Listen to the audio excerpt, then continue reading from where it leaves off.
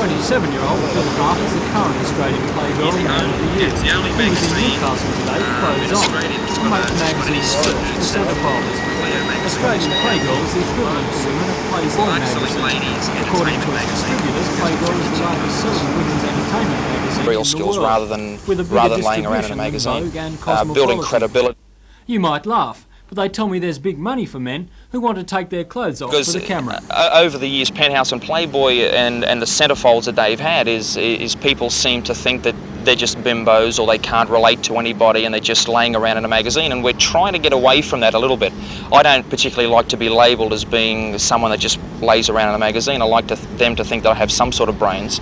And this is hopefully a new look that we're trying to instill into the magazine, that I think women are a little bit sick and tired of going into bars and clubs and things and just being confronted by great looking guys, and that's about all that they have to offer. And I think that they look for a lot more, so we're trying to bring that out in the magazine and in the promotion that we're having here at Fanny's on Tuesday. The magazine is on the first leg of its search for the Australian Man of the Year 1986-87. Over the next 4 Tuesday nights at Fanny's nightclub, the magazine will sort through hopeful centrefolds who'll model evening wear, sportswear, swimwear and, hopefully, a smile. The successful contestant will be named Mr Newcastle and then go on for a chance at the coveted Australian Man of the Year title.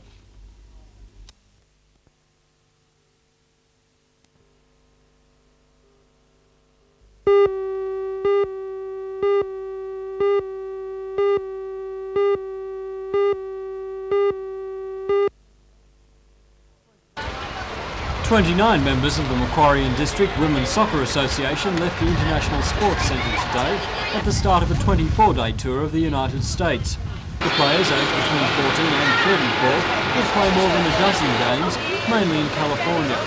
It's the first time the association has sent a team to the US, and it's been a hard road of fashion parades, bucket brigades and Lamington drives to raise the money. There was an emotional farewell to daughters, sisters, girlfriends, wives and even mothers. Like most typical Australian cultural exchange representatives, the girls and women took with them many typical Australian items and badges. They'll return in time for the start of the season here in early April.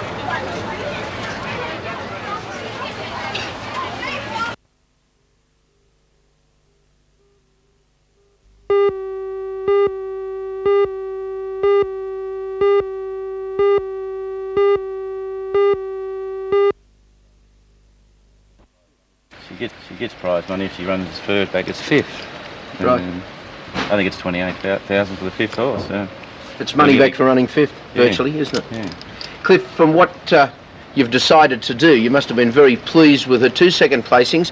Some people say unlucky in the Penfolds and the Brambles. What about the Penfolds? Well, her gate never opened, and she got a long way back in the race. And I think had she been handier, she might have been the one to beat. It was said that it was the best run of the race, and reviewing the tape that we have of the race, it certainly was a super run. It was a good run. Yeah. She fought for she would have won the race. Well, she did fight for an opening all the way down the straight, and then ran a brilliant second, really. Yeah, it was a good run. What about the Brambles? Drew very, very wide off the track almost. Yeah, drew wide. And, well, that was also a good run. The winner, Moyo car, did run a race record. And they ran into a very, very strong headwind down there. It was a fantastic run. And like the weight condition suited him too much better. I think he met us 2 kgs better than what he did in the Penfolds Classic. So give him a great chance in the race. Certainly. And how is she now after that run? Good. Very good. Very good. Yeah. She's showed no ill effects from the run. She's pulled up well. She's head up.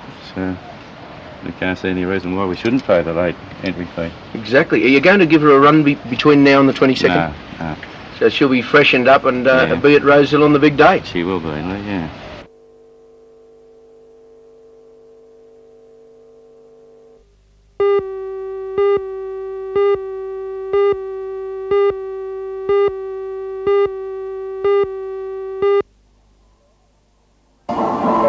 Three local teams, the Adamstown RSL Royal Ed Midgets, the Newcastle Grenadiers senior team and the Singleton Sheffield Juniors, have made it into the Nationals as a result of their performances in the state titles. The Singleton team took out the champion team, having picked up the best march past, the best display and the best uniform titles.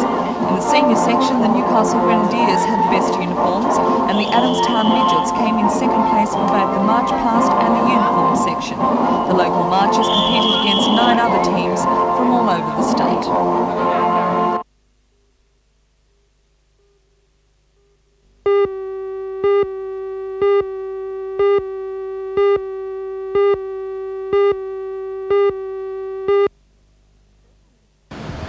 Federal Minister for Health, Dr Neil Blewett, says he's gravely concerned about Dr Parker's allegations. The spokesman for the minister says a report from the Health Insurance Commission officer is expected by the end of the week, and on its recommendation, the matter may or may not be placed in the hands of the Federal Police. Dr Parker and Mr Court say they're happy about the way the allegations are being handled. They say that it's up to the investigators and possibly the police to take the matter further with the businessmen and the doctors named in their allegations. Health Minister Blewett says he hopes that the AMA will also investigate the allegations, but President of the Hunter Medical Association, Dr Ian Walker, says that's out of the question. If he gave us full access to all government information and all files within his department, and the freedom to use that information as we saw fit, I would welcome an inquiry. But I believe that Dr Blewett is trying to whitewash his department and put the blame on the medical profession and place us in a position of being able to not carry out an investigation because we wouldn't have the necessary facilities to do it properly. In other words, I think it's a political stunt.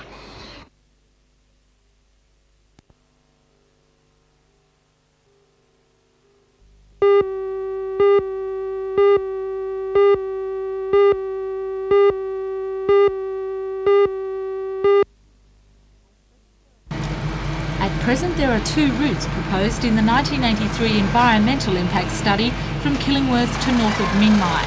The multi-million-dollar F3 freeway must be completed by 1988, and time is running out for the Department of Main Roads. The original route northwest of Barnsley would seriously affect coal reserves in that area, and residents have been told that it must now be modified. The alternative route along the banks of Cockle Creek and southeast of Barnsley is now the preferred route, but to the residents' dismay. The route will now affect a new housing development at Barnsley, as well as destroying the nature reserve, which has just undergone a government-funded facelift to the tune of $131,000.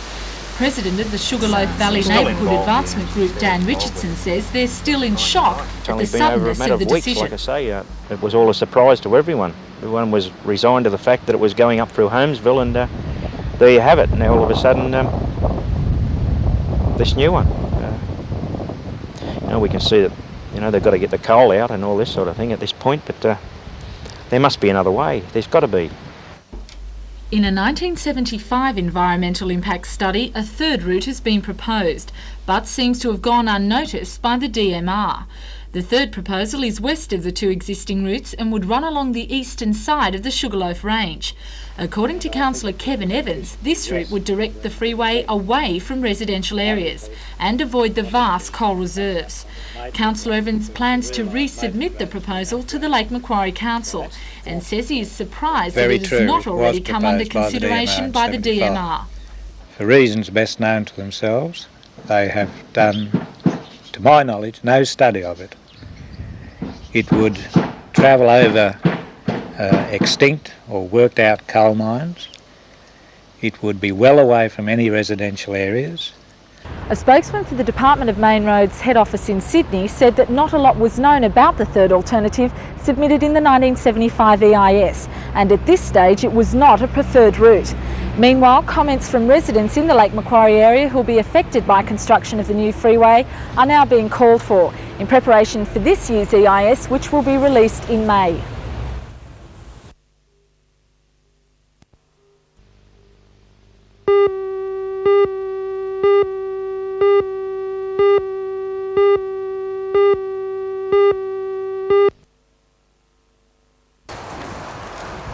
If you're a lover of horses and their carriages, then there's a place at Saltash to help you remember about the good old days.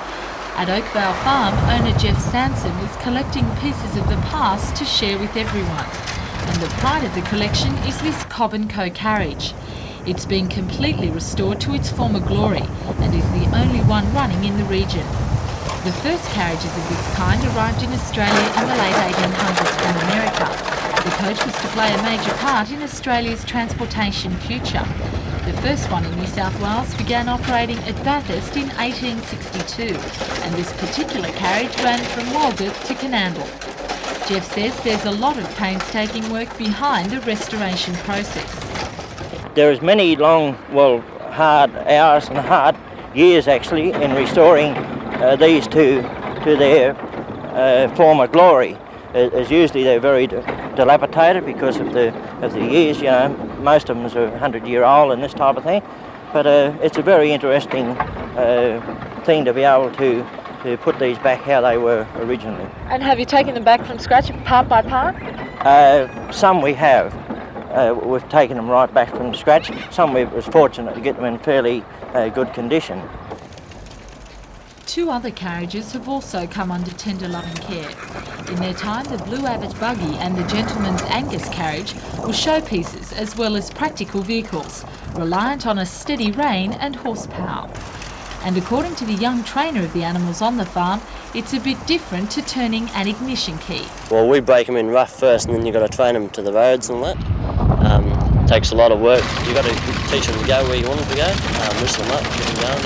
There's a special language, isn't there? Yeah, the horse language, yeah. When I'm on the coach, the horses know my language, yeah. You just got to talk in horse language, steady, yeah. For all of man's modern technology and advancement into the future, it's pieces of history like this one that'll always be here to remind us of the past. Yeah, mate, yeah.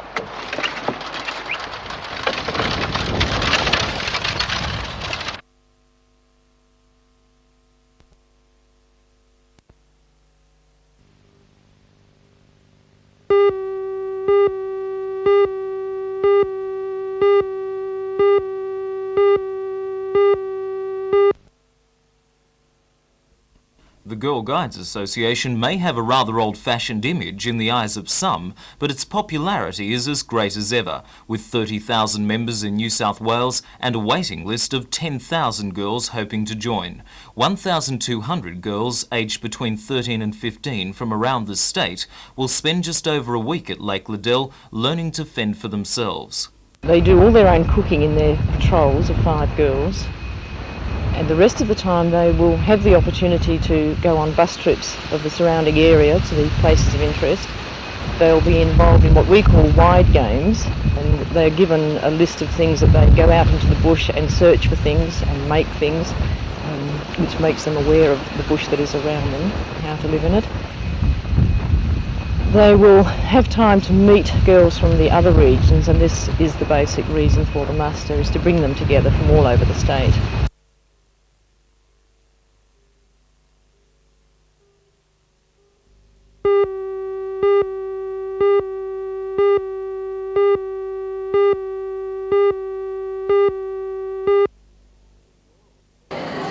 Indoor or speed soccer is to outdoor soccer what one-day cricket is to the traditional game. Its supporters say it's faster and more exciting than its outdoor father sport. The game will be at its best when top Sydney sides, Sydney City, Sydney Olympic and Apia Leichhardt take on the Newcastle Tooheys 11 in the Australian Speed Soccer Championships at Cardiff on Saturday night.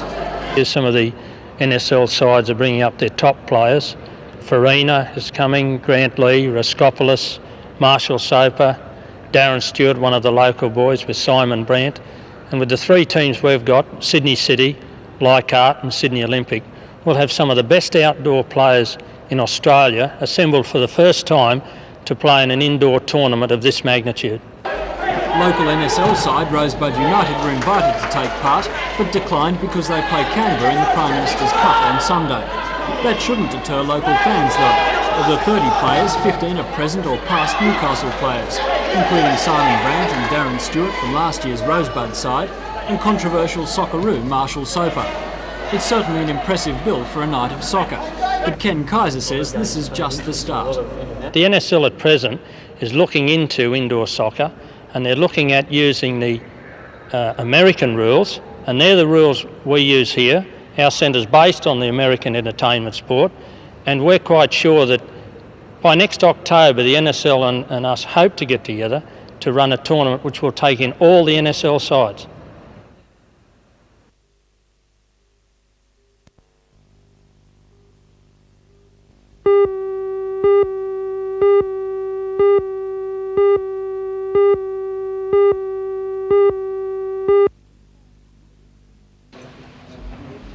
This bale of wool is from the Emu Creek stud at Walker in New England and will now go down in the wool price history books for breaking the existing world record of $187 a kilo by reaching $240. Despite strong Italian bidding, the wool was sold to the Japanese purchaser Fuji and will be spun in the Osaka wool mills. This bale alone is valued at $25,200. I think it's a great deal of excitement for Newcastle because it's the first time the record's come to Newcastle for many years. The Tasmanians have had a bit of a mortgage on the world record prices and the Goulburn people, and it's a real boost to the New England and particularly to Newcastle selling centre. Just what goes on behind the breeding? What makes a top quality fleece? Well, the Gill family have been breeding this wool since 1868 when they first purchased their first ewes from Havlar at Mudgee in 1868, and they've only introduced rams from selected studs since then. And how many suits would be made out of a bale like this one? I'm not sure. I believe 40 or 50, depending how big the people are that are going to wear the suits. They say that it's all in the texture, and now this bale will be shipped off to Japan where it will be made into top quality, top shelf gentlemen's suits.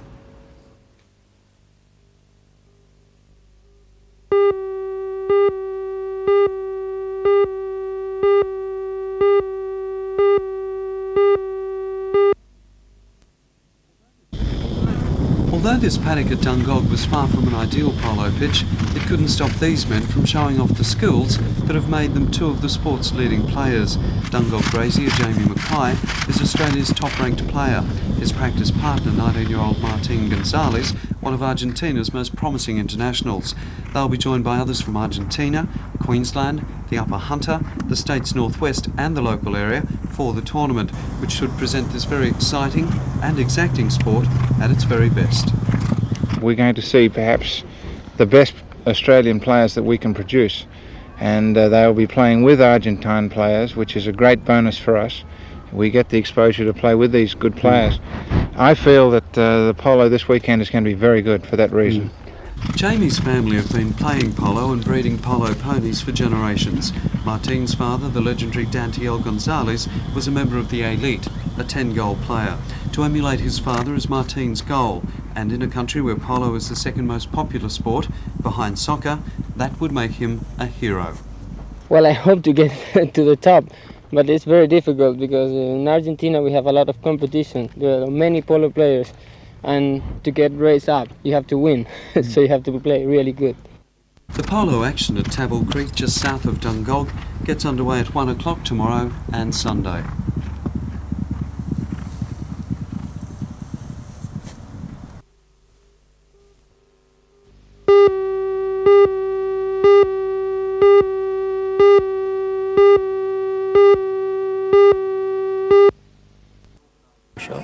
The organisers couldn't have hoped for a better ending to what was, by all accounts, a thoroughly entertaining tournament. Sparkling sunshine, a large crowd, and everything hinging on the final game. The Hunters' world-beating pair of Barry Salter and Darby Ross faced up against the Australian teams Fred Brown and Fred Diamond, both from the Northern Territory. Going into the final, both teams had won 27 games each and drawn 2.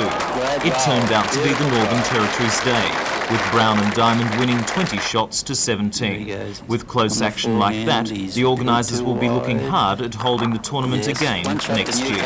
And the boys from the Northern Territory are worthy winners, 20 shots to 17 after 21 fantastic ends.